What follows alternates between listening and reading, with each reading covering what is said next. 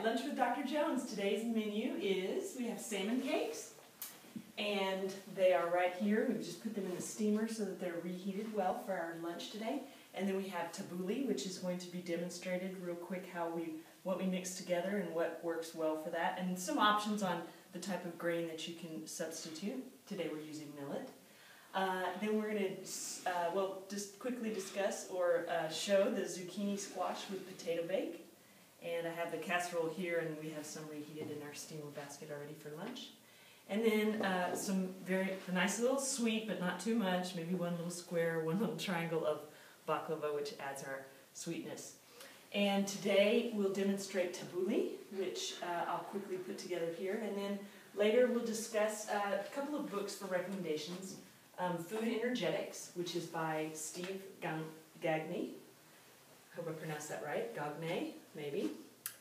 And it simply takes a look at what types of food we're eating, how it's grown. It even discusses, of course, vegetables and how they're grown upward or deep in the root vegetables, bringing us a more grounded feeling. And then also types of fish, and we'll discuss today specifically salmon. In fact, I'll go ahead and read that right now since we're referring to it. So the idea behind Food Energetics is that if you look at the particular food that you're eating, that there is some type of energy about it that we actually will internalize ourselves.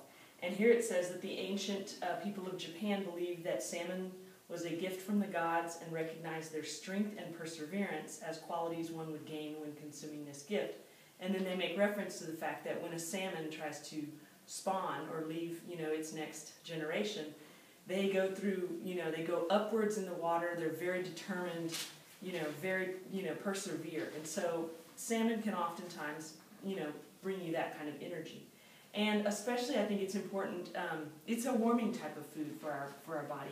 So that would be in line with the season as we move into the fall and thankfully out of our hot summer. So it's a really interesting read. There's lots of, you can check out the table of contents. It's one that I highly recommend. And then I've been reading quite a bit in another book called Food and Healing by Anne-Marie Colbin. And this is exceptional. In fact, I'm reading a chapter right now on vegetarian diets, and she makes recommendations for certain things that might be very beneficial for vegetarians. And then sometimes if somebody has taken a diet to an extreme, then she makes recommendations for how you might include just a little bit of animal protein. For example, our salmon cakes today. So I think it's very interesting, and she's owner and CEO, I think, of the Natural Gourmet Institute in New York, where a lot of people I read, they've studied there, and I think she has some great discussion points in that book as well.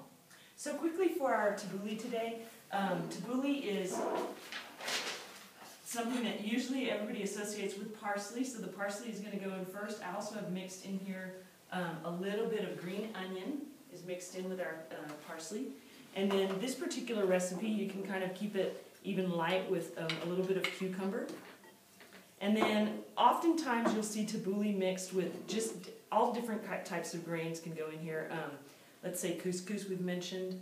I know that I've made it before with quinoa, but today we're using millet, so that's a smaller grain.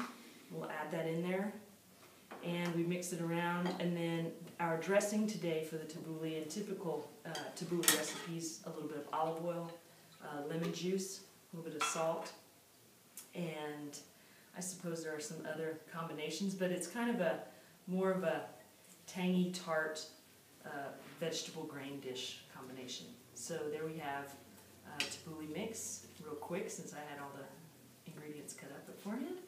And we're just going to add that to our bigger dish today. All right, so we'll enjoy. Thank you.